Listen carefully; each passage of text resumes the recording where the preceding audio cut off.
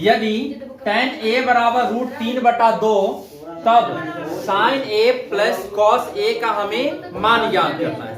ठीक है, तो tan a बराबर √3/2, तो हम जानते हैं कि tan थीटा बराबर होता है p/d, अर्थात लंब बटा आधार। तो लंब और आधार हमें ज्ञात है, तो हमें कर्ण नहीं ज्ञात है, तो हमें कर्ण का मान निकालना होगा। तो कर्ण अर्थात h बराबर होता है p² जोड़ b का स्क्वायर, अर्थात लंब का स्क्वायर जोड़ आधार का स्क्वायर। तो p का मान √3, तो √3 का स्क्वायर जोड़ b का मान 2, तो 2 का स्क्वायर लिखेंगे। अब स्क्वायर से रूट खत्म हो जाएगा, प्लस 2 का स्क्वायर 4, अब 3 और 4 तो √7, अर्थात हमें h का जो मान मिला वो √7 मिल गया। अब हमें क्वेश्चन में sin a जोड़ cos a का मान निकालना है, तो पहले हम sin a का मान लिख लेते हैं। तो sin a बराबर होता है p/h, तो p का मान है √3 बटा h का मान है √7। अब हम cos का मान लिख लेते हैं, तो cos बराबर होता है b/h, तो b का मान 2 बटा h का जो मान है वो √7। अब क्वेश्चन से sin a जोड़ cos a, तो sin a का जो हम मान निकाले हैं वो मिला √3 बटा √7 जोड़ cos का जो मान निकाले वो 2 बटा √7। अब √7 और √7 का जो एलसीएम होगा वो √7 हो जाएगा। अब √7 से √7 में भाग देंगे तो 1 मिलेगा, और हम 1 से √3 में गुना करेंगे तो √3 मिलेगा। जोड़ अब फिर √7 से √7 में भाग देंगे तो 1 मिलेगा, और 1 से 2 में गुना करेंगे तो 2 मिलेगा। ठीक है, अब हम देखेंगे क्वेश्चन नंबर 24 का 2।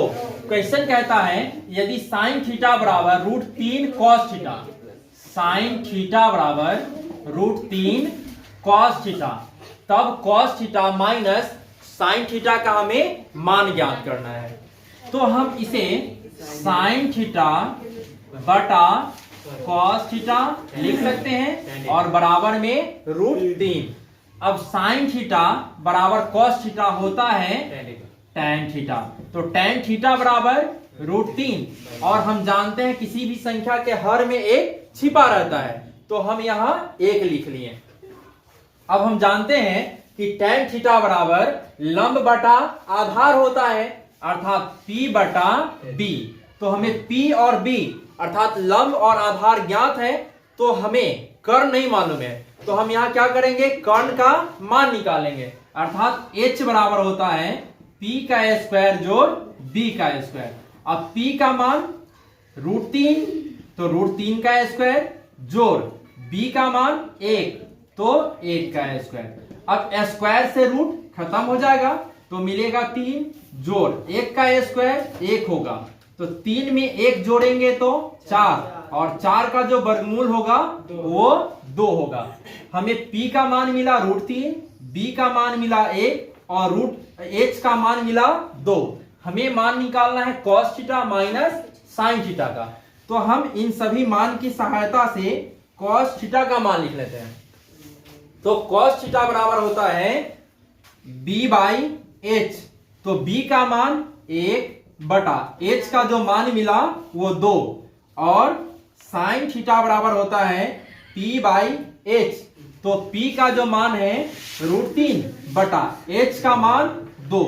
हम यहाँ sin थीटा और cos थीटा का मान निकाल लिए हैं। तो अब क्वेश्चन से cos theta minus sin theta, तो cos थीटा का जो मान है 1/2, तो 1/2 लिखेंगे, माइनस sin थीटा का मान √3/2, 2 का लघुत्तम 2 हो जाएगा, तो मिलेगा 1 माइनस √3। ये हमारा आंसर होगा। अब हम देखेंगे 24 का 4। क्वेश्चन कहता है यदि tan थीटा बराबर 8/15 तब 1 प्लस कॉस स्क्वायर थीटा का हमें मान ज्ञात करना है। तो tan थीटा बराबर 8/15। तो हम जानते हैं कि tan थीटा बराबर P/B होता है, P/B होता है, अर्थात लंब बटा आधार होता है। तो हमें यहाँ कर्ण का मान नहीं मालूम है, तो अभी हम कर्ण का मान निकालेंगे। तो h बराबर √P² प्लस B² अर्थात लंब का स्क्वायर जोड़ आधार का स्क्वायर होगा। तो लंब का मान दिया है, अर्थात P का जो मान दिया वो 8 स्क्वायर है, तो स्क्वायर प्लस B का मान 15, तो 15 का स्क्वायर। 8 का स्क्वायर 64 होता है, प्लस 15 का स्क्वायर 225 होता है। अब 64 में 225 जोड़ लेंगे तो 289 होता है। अब 289 का वर्गमूल 17 हो जाएगा, तो हम इसे 17 लिख लेते हैं। तो हमें P का मान 8 मिला, B का मान 15 और H का मान 17 मिला। हमें चाहिए cos थीटा का मान। तो cos थीटा बराबर होता है B/H। तो B का मान 15 बटा H का मान 17। अब हम क्या करते हैं, 1 प्लस cos स्क्वायर थीटा का मान लिखना है। तो 1 प्लस cos थीटा का मान 15/17 और यहाँ स्क्वायर है तो हम यहाँ स्क्वायर कर लेंगे। अब 1 प्लस 15 है तो 15 का स्क्वायर 225 और 17 का 289।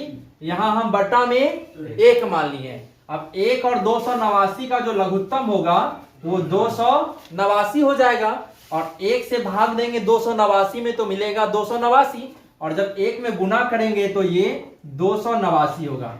यहाँ जोड़, अब 289 से भाग देंगे तो 1 मिलेगा, और 1 से 225 में गुना करेंगे तो 225।